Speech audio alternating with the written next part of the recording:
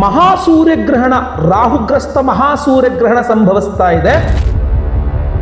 February 17ನೇ ತಾರೀಕು ಮಂಗಳವಾರ ಅಮಾವಾಸ್ಯೆಯ ದಿವಸ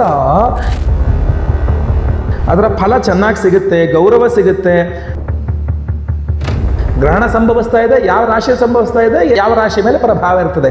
ಇದು ಮೇಷರಾಶಿಯವರಿಗೆ ಅವರ ರಾಶಿಯಿಂದ 11ನೇ ರಾಶಿಯಲ್ಲಿ ಗ್ರಹಣ ಆಗ್ತಿರೋದ್ರಿಂದ ಅತ್ಯಂತ ಶುಭ ಫಲವಾಗಿರ್ತದೆ. ಗ್ರಹಣದ ಆಚರಣೆ ಭಾರತದಲ್ಲಿದ್ದರೆ ಖಂಡಿತವಾಗಿ ಇಲ್ಲ. ಭಾರತದಲ್ಲಿ ಗೋಚಾರ ಇಲ್ಲದ ಕಾರಣ ಆಚರಣೆ ಇಲ್ಲ. ಆಚರಣೆ ಹಾಗೂ ಫಲ ಇದೆರಡೂ ಸಹ ಬೇರೆ ಬೇರೆ ಆಗಿರ್ತದೆ. ಆಚರಣೆ ಅಂತಂದರೆ ನೀವು ಗ್ರಹಣ ಇದೆ ಅಂತ ಹೇಳಿ ಮನೆಯೆಲ್ಲ ಕ್ಲೀನ್ ಮಾಡಿಕೊಂಡು, ಮನೆ ಶುದ್ಧಿ ಮಾಡಿಕೊಂಡು, ಉಪವಾಸ ಇದ್ದುಕೊಂಡು, ಗ್ರಹಣದ ಆದಿ ಮಧ್ಯ ಅಂತ್ಯ ಮೂರು ಸಲ ಸ್ನಾನ ಮಾಡಿಕೊಂಡು, ಇದೆಲ್ಲ ಆಚರಣೆಯ ಭಾಗವಾಗಿರುತ್ತೆ. ಫಲದ ಭಾಗ ಬೇರೆ ಇರುತ್ತೆ. ಯಾಕೆಂದರೆ ಅಲ್ಲಿ ಗ್ರಹಣ ಸಂಭವಿಸ್ತಾ ಇದೆ, ಯಾವ ರಾಶಿಯಲ್ಲಿ ಆಗ್ತಾ ಇದೆ, ಅದರ ಫಲ ಏನು ಅಂತ. ಇದೆರಡು ಬೇರೆ ಬೇರೆ ಕಾನ್ಸೆಪ್ಟ್ ಆಗಿರುತ್ತೆ. ಸ್ವಲ್ಪ ಕನ್ಫ್ಯೂಸ್ ಮಾಡ್ಕೋಬಾರ್ದು. ಏನು ಆಚರಣೆ ಇಲ್ಲ ಅಂದ ತಕ್ಷಣ ಫಲನೂ ಇಲ್ಲ ಅಂಥೇಳಿ ಕನ್ಫ್ಯೂಸ್ ಮಾಡ್ಕೊಂಡ್ಬಿಡ್ತಾರೆ ಬಹಳಷ್ಟು ಜನ. ಡಿಬೇಟಬಲ್, ತುಂಬ ಡಿಬೇಟ್ಸ್ ನಡೆಯುತ್ತೆ ಅದ್ರ ಬಗ್ಗೆ. ಇದೆ ಅಂತ ಕೆಲವರು, ಇಲ್ಲ ಅಂತ ಕೆಲವರು. ಬಟ್ ಗ್ರಹಣ ಸಂಭವಿಸ್ತಾ ಇದೆ. ಸೊ ಗ್ರಹಣ ಸಂಭವಿಸ್ತಾ ಇದೆ, ಮೇಷರಾಶಿಯವರಿಗೆ ನಿಮ್ಮ ರಾಶಿಯಿಂದ 11ನೇ ರಾಶಿಯಲ್ಲಿ ಗ್ರಹಣ ಸಂಭವಿಸ್ತಾ ಇದೆ ಅಂದಾಗ ಅದು ನಿಮಗೆ ಶುಭ ಫಲ, ಒಳ್ಳೆಯ ಫಲ ಅಂತಿದೆ. ಸೊ ಅದರಿಂದ ನಾನು ಒಂದು 5 ಪಾಯಿಂಟ್ ಹೇಳ್ತೇನೆ. ಈ 5 ಪಾಯಿಂಟ್ ವಿಚಾರಗಳಲ್ಲಿ ಖಂಡಿತವಾಗಿ ಮೇಷರಾಶಿಯವರಿಗೆ ಈ ಗ್ರಹಣದ ಶುಭ ಫಲಗಳನ್ನು ಖಂಡಿತವಾಗಿ ನೀವು ಕಾಣಬಹುದಾಗಿರ್ತದೆ. ಇಲ್ಲಿ ನೀವು ಗಮನಿಸಬೇಕಾಗಿರ್ತಕ್ಕಂಥದ್ದು, ನಿಮ್ಮ ಪಂಚಮಾಧಿಪತಿ ಲಾಭದಲ್ಲಿ ರಾಹುಗ್ರಸ್ತನಾಗ್ತಾ ಇದ್ದಾನೆ ಅನ್ನುವಂಥ ವಿಚಾರವನ್ನು ಗಮನಿಸಬೇಕು. ಮೇಷರಾಶಿಯವರಿಗೆ 11ನೇ ರಾಶಿಯಲ್ಲಿ ಗ್ರಹಣ ಆಗ್ತಿರೋದ್ರಿಂದ ಬಹಳ ಮುಖ್ಯವಾಗಿ ವ್ಯಾಪಾರದಲ್ಲಿ ಲಾಭ. ಯಾವುದೇ ವ್ಯವಹಾರಗಳು ಮಾಡಿದ್ರು ಆ ವ್ಯವಹಾರಗಳಲ್ಲಿ ಈ ಒಂದು ಗ್ರಹಣದಿಂದಾಗಿ ಲಾಭವನ್ನು ಕಾಣಿಸ್ತಕ್ಕಂಥದ್ದು. ವ್ಯಾಪಾರದಲ್ಲಿ ತುಂಬ ಗ್ರೋತ್, ತುಂಬ ಪ್ರಾಫಿಟನ್ನು ನೋಡ್ತಕ್ಕಂಥದ್ದು. ಯಾರೋ ಬಾಕಿ ಹಣ ವಾಪಸ್ ಕೊಡಬೇಕು, ಅದು ಕೊಡ್ತಾ ಇಲ್ಲ. ಈ ಗ್ರಹಣದ ಒಂದು ಶುಭ ಫಲ ಅಥವಾ ಗ್ರಹಣದ ಒಂದು ಪರಿಹಾರಗಳ ಆಚರಣೆಗಿಂತ ಖಂಡಿತವಾಗಿ ಸಿಗಲಿದೆ. ಆದಾಯದ ಹೊಸ ಹೊಸ ಮಾರ್ಗಗಳು ತುಂಬ ಚೆನ್ನಾಗಿ ಕೊಂಡು ಬರಲಿದೆ ಅಂತ ಕಾಣ್ತಾ ಇದೆ. ಮೊದಲನೇ ಪಾಯಿಂಟ್. ಇನ್ನು 2ನೇ ಪಾಯಿಂಟ್, ನಾವು ಬಿಸ್ನೆಸ್ ಮಾಡ್ತಾ ಇಲ್ಲ, ಮೇಷರಾಶಿ ಜಾಬ್ ಮಾಡ್ತಾ ಇದ್ದೀವಿ, ನಮಗೇನು ಅನುಕೂಲವಾಗಲಿದೆ ಅಂತ ನೀವು ಕೇಳೋದಾದರೆ ನೋಡಿ, ಬಹಳ ಮುಖ್ಯವಾಗಿ ಸಹೋದ್ಯೋಗಿಗಳು, ನೀವೇನು ಕೆಲಸ ಮಾಡ್ತಿರ್ತಾರೆ, ನಿಮ್ಮ ಕೊಲೀಗ್ಸ್ ಅಂತ ಇರ್ತಾರಲ್ಲ, ಫ್ರೆಂಡ್ಸ್ ಅಂತ, ನಮ್ಮ ಕೊಲೀಗ್ಸು ನಮ್ಮ ಫ್ರೆಂಡ್ಸ್ ಅಂತ ಇರ್ತಿರಲ್ಲ, ಸೊ ಅವರಿಂದ ತುಂಬ ಲಾಭವಾಗತಕ್ಕಂಥದ್ದು ಇರ್ಬೋದು. ಹಿರಿಯರು, ದೊಡ್ಡವರಿಂದ ಲಾಭ ಆಗ್ತಕ್ಕಂಥದ್ದು. ಅಧಿಕಾರಿಗಳಿಂದ ಸಹಕಾರ, ತುಂಬ ಚೆನ್ನಾಗಿ ಸಹಕಾರ ಸಿಗುತ್ತೆ. ನೀವೆಲ್ಲಿ ಕೆಲಸ ಮಾಡ್ತಿರಲ್ಲ, ಮೇಲ್ಮೇಲೆ ಅಧಿಕಾರಿಗಳು ಅಂತ ಇರ್ತಾರಲ್ಲ, ಅವರಿಂದ ತುಂಬ ಸಹಕಾರ ಸಿಗುತ್ತೆ. ಕೆಲಸದಲ್ಲಿ ಹೊಸ ಹೊಸ ಅವಕಾಶಗಳು ನಿಮಗೆ ಸಿಗ್ತದೆ. ಹೊಸ ಅವಕಾಶಗಳು ಸಿಗ್ತಕ್ಕಂಥದ್ದು, ಹೊಸ ಪ್ರಾಜೆಕ್ಟ್ಗಳು ನಿಮಗೆ ಸಿಗ್ತಕ್ಕಂಥದ್ದು, ಪ್ರಮೋಷನ್ ಸಿಗ್ತಕ್ಕಂಥದ್ದು, ಆಮೇಲೆ ನಿಮಗೊಂದು ಒಳ್ಳೆ ಹೆಸರು, ಒಂದು ಒಳ್ಳೆ ಗೌರವ ವೃದ್ಧಿ ಆಗ್ತಕ್ಕಂಥದ್ದು. ಇದೆಲ್ಲ ಸಾಧ್ಯತೆಗಳು ಸಹ ಈ ಒಂದು ಮಹಾಸೂರ್ಯ ಗ್ರಹಣದ ಫಲ ನಿಮಗೆ ಇದೆ. ಏನಂದರೆ ಗ್ರಹಣ ಶಾಂತಿ, ಗ್ರಹಣದ ಪರಿಹಾರಗಳು ಮಾಡ್ಕೊಳ್ತಕ್ಕಂಥದ್ದು, ವಿಶೇಷ ಆರಾಧನೆಗಳು ಮಾಡ್ಕೊಳ್ತಕ್ಕಂಥದ್ದು ಬಹಳ ಮುಖ್ಯ. ನಾನು ಈ ವಿಡಿಯೋ ಎಂಡಲ್ಲಿ ಅದ್ರ ಬಗ್ಗೆ ಹೇಳ್ತೇನೆ ನಾನು ನಿಮಗೆ. 3ನೇಯ ಫಲವಾಗಿ ರಾಹುವಿನ ಪ್ರಭಾವ. ಇದು ರಾಹುಗ್ರಸ್ತ ಮಹಾಸೂರ್ಯ ಗ್ರಹಣ ಆದ್ರಿಂದ ರಾಹುವಿನ ಪ್ರಭಾವ ಇರ್ತದೆ. ರಾಹುವಿನ ಪ್ರಭಾವ ಯಾವ ರೀತಿಯಲ್ಲಿ ಇರ್ತದೆ, ನಿಮಗೆ ಟೆಕ್ನಾಲಜಿ, ಒಳ್ಳೆ ರೀತಿಯಲ್ಲಿ ಟೆಕ್ನಾಲಜಿ ರಾಹುವನ್ನು ಕೊಡ್ತಕ್ಕಂಥವನು. ಆನ್ಲೈನ್, ಇದನ್ನು ರಾಹುವಿನ ತೋರಿಸ್ತಕ್ಕಂಥದ್ದು.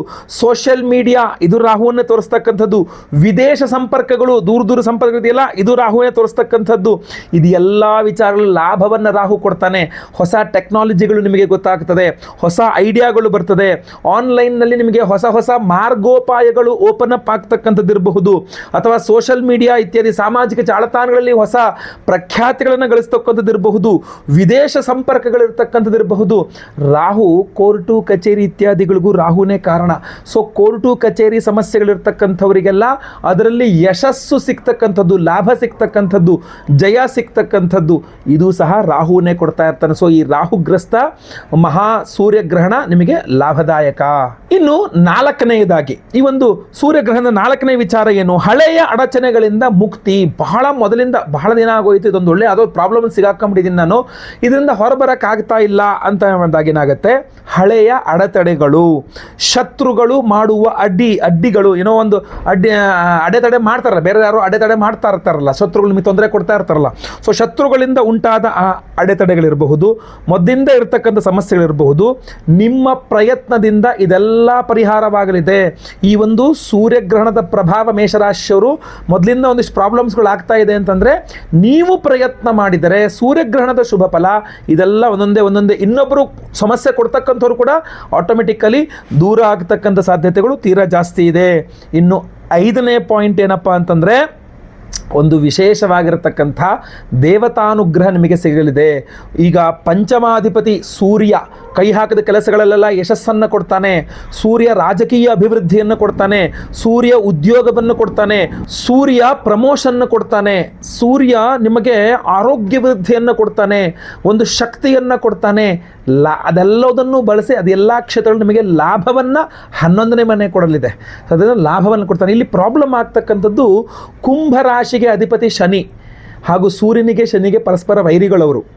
ಹಾಗೂ 11ನೇ ಮನೆಯಲ್ಲಿ ಅದು ಶನಿಯ ಮನೆಯಲ್ಲಿ ಗ್ರಹಣ ಸಂಭವಿಸ್ತಾ ಇರ್ತಕ್ಕಂಥದ್ದು ಸ್ವಲ್ಪ ಗಮನಿಸಬೇಕಾಗ್ತದೆ. ಸ್ವಲ್ಪ ವಿಶೇಷವಾಗಿರ್ತಕ್ಕಂಥ ಪರಿಹಾರಾದಿಗಳನ್ನು, ಅಂದರೆ ಉದಾಹರಣೆಗೆ ಉದ್ದಿನ ಬೇಳೆ ಹಾಗೂ ಗೋಧಿ ಇದೆರಡನ್ನು ಸಪ್ರೇಟಾಗಿ ಗಂಟು ಕಟ್ಟು ಇದನ್ನು ದಾನ ಮಾಡ್ತಕ್ಕಂಥದ್ದು ಇರಬಹುದು. ಅಥವಾ ನಾವು ವಿಶೇಷವಾದಂಥ ಪರಿಹಾರಗಳನ್ನು ಸಹ ಮಾಡ್ತಾ ಇದ್ದೇವೆ. ಫೆಬ್ರವರಿ 17ನೇ ತಾರೀಕು ಮಂಗಳವಾರ ಅಮಾವಾಸ್ಯೆ ಮಹಾಸೂರ್ಯ ಗ್ರಹಣದ ದಿವಸವೇ ನಮ್ಮ ಯಾಗಶಾಲೆಯಲ್ಲ, ಉತ್ತರದ ನೇಪಾಳದ ಪಶುಪತಿನಾಥನ ಸನ್ನಿಧಾನದಲ್ಲಿ, ಜ್ಯೋತಿರ್ಲಿಂಗ ಸ್ವರೂಪಿ ಪಶುಪತಿನಾಥನ ಸನ್ನಿಧಾನದಲ್ಲಿ ಈ ಬಾರಿಯ ನಮ್ಮ ವಿಶೇಷವಾದಂತಹ ದೇವತಾರಾಧನೆಗಳನ್ನು ನಾವು ಪ್ಲ್ಯಾನ್ ಮಾಡಿರ್ತಕ್ಕಂಥದ್ದು. ನಮಗೆಲ್ಲ ಗೊತ್ತಿರ್ತಕ್ಕಂಥ ಹಲಬರಿಗೆಲ್ಲ ಗೊತ್ತಿರ್ತದೆ, ಪ್ರತಿ ವರ್ಷಕ್ಕೊಮ್ಮೆ ನಾವು ನೇಪಾಳದ ಪಶುಪತಿನಾಥನ ಸನ್ನಿಧಾನದಲ್ಲಿ ಶಿವರಾತ್ರಿ ಅಮಾವಾಸ್ಯೆ ದಿವಸ ನಾವು ದೇವತಾರಾಧನೆಯನ್ನು ಮಾಡ್ತೇವೆ.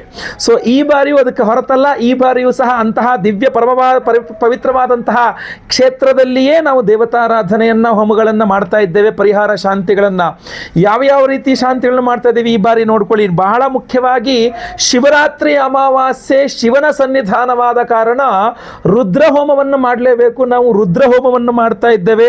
ಜೊತೆಗೆ ಅವತ್ತಿನ ದಿವಸವೇ ರಾಹುಗ್ರಸ್ತ ಮಹಾಸೂರ್ಯಗ್ರಹಣ ಇರೋದ್ರಿಂದಾಗಿ ನಾವು ಸೂರ್ಯಗ್ರಹಣ ಶಾಂತಿ ಹೋಮವನ್ನು ಸಹ ಮಾಡ್ತಾ ಇದ್ದೇವೆ.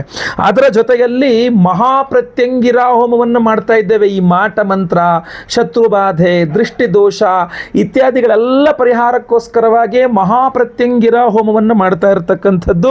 ಜೊತೆಗೆ ಮಹಾಮೃತ್ಯುಂಜಯ ಹೋಮವನ್ನು ಮಾಡ್ತಾ ಇದ್ದೇವೆ. ಜೊತೆಗೆ ಈ ಬಾರಿ ಬಹಳ ಪ್ರಮುಖವಾಗಿ ಇಂದ್ರಾಷ್ಟ ದಿಗ್ಬಂಧನ ಹೋಮ ಅಂತ ಒಂದು ವಿಶೇಷವಾದಂತಹ ದಿಗ್ಬಂಧನ ಹೋಮವನ್ನು ಮಾಡ್ತಾ ಇದ್ದೇವೆ.